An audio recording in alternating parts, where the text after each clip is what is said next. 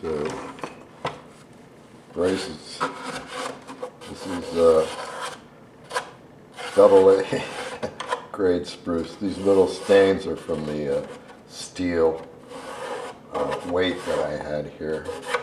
I'll sand them out. The hole is rough right now.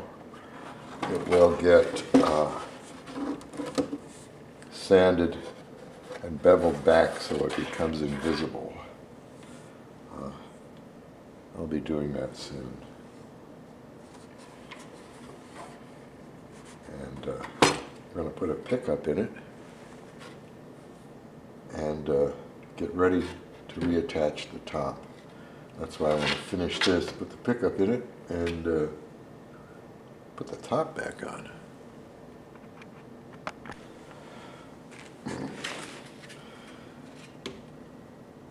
The hide glue has to be removed. I've started it.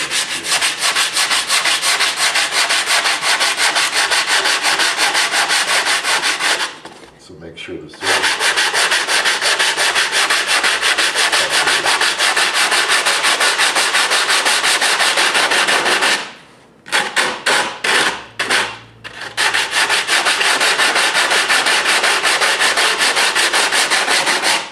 We want the glue to stick to wood, not glue. There's glue.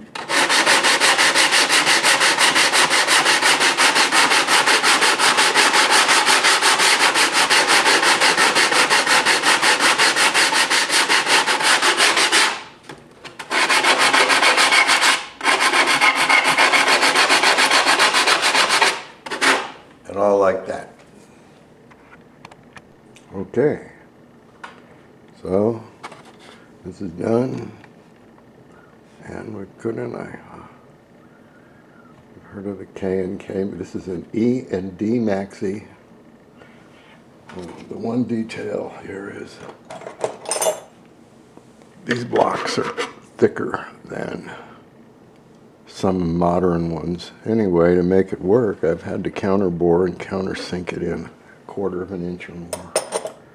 Otherwise, it's clean. Bridge plate, that's where these go. Now I put the binding back on the guitar after cleaning the surface. I'm going to use it as a guide to put in the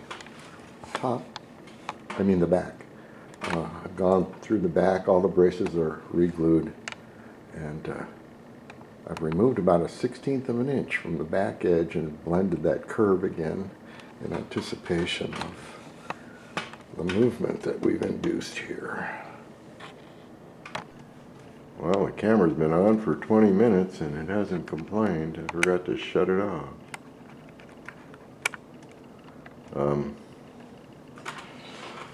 I've leveled the frets.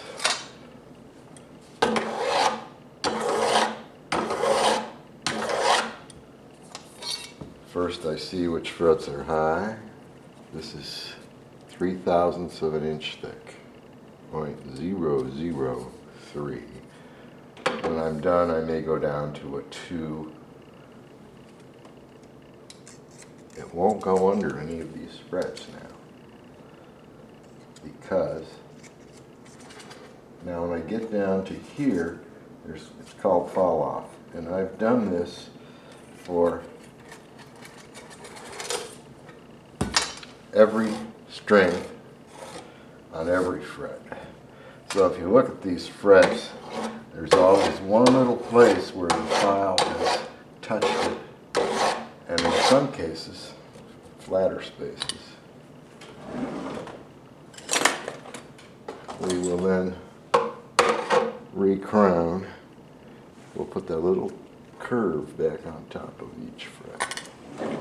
Whoop-de-doo.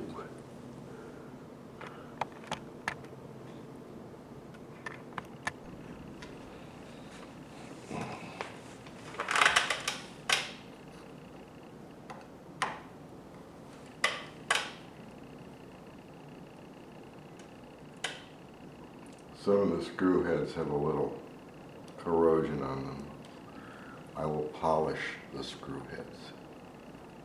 in addition to other things. The basic plate will get wire brushed. Now this one's bent.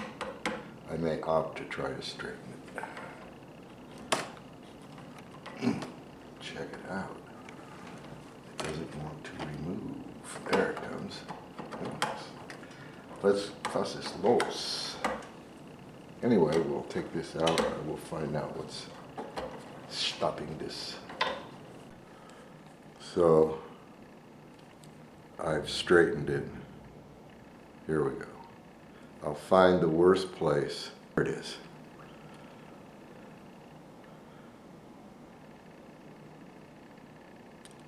This goes in here, and then I will actually use force by bending with the pliers and straighten the shaft, which I've done. Phew.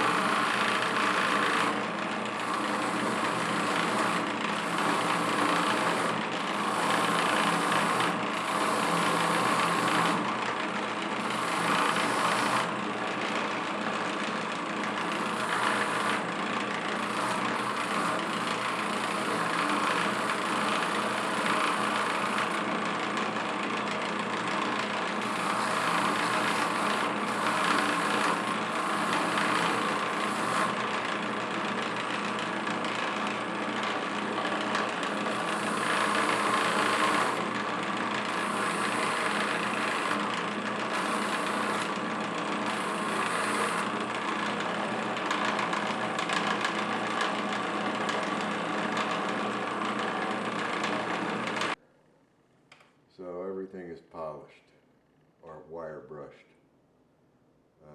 The wire brush is so smooth you can push your finger against it when it's running.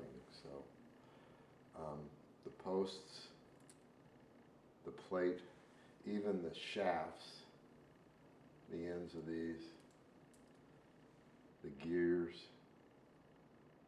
Yes, I polished the top of the gears.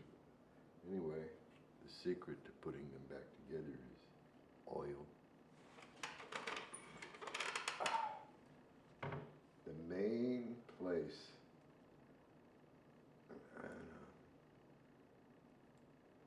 these may be Waverly's. Most of the tuners used on harmonies during the major era, like from the 30s to the 60s, were probably Waverly tuners. Anyway, the place that really needs lube is right there. That is one of the main places that causes binding, and the other one is here. They engineer these things so that when you tighten it, this will still spin freely, but as soon as the string starts to pull on it, you need the lubrication. So we put this back together with a drop of oil on both sides. A little drop of oil wherever one of these shafts is rotating, and a drop of oil on each gear. Thing's going to be, then we wipe it off.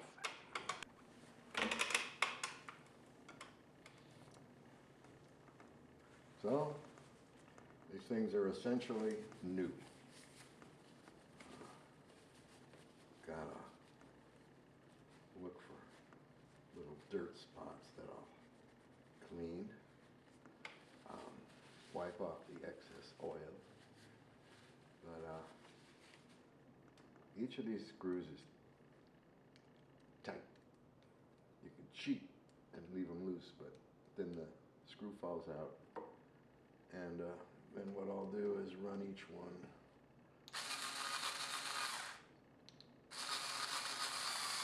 for a while just to make sure it's smooth. This thing ain't so smooth, but hey, come on. Here. That inner interference there. Anyway, still have to polish. We're going to buff the bushings, not wire brush them. They get buffed. And the screw heads will probably get hit with the buffer too, or the wire brush, doesn't matter. So, it's pretty much done.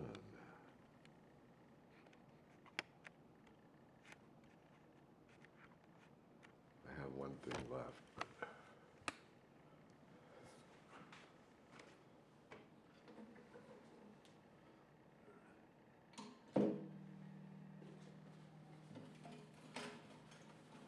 still doing details.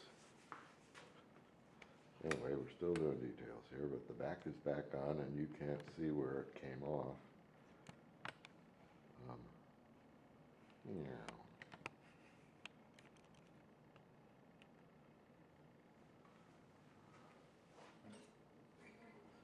So we're going to clean it up and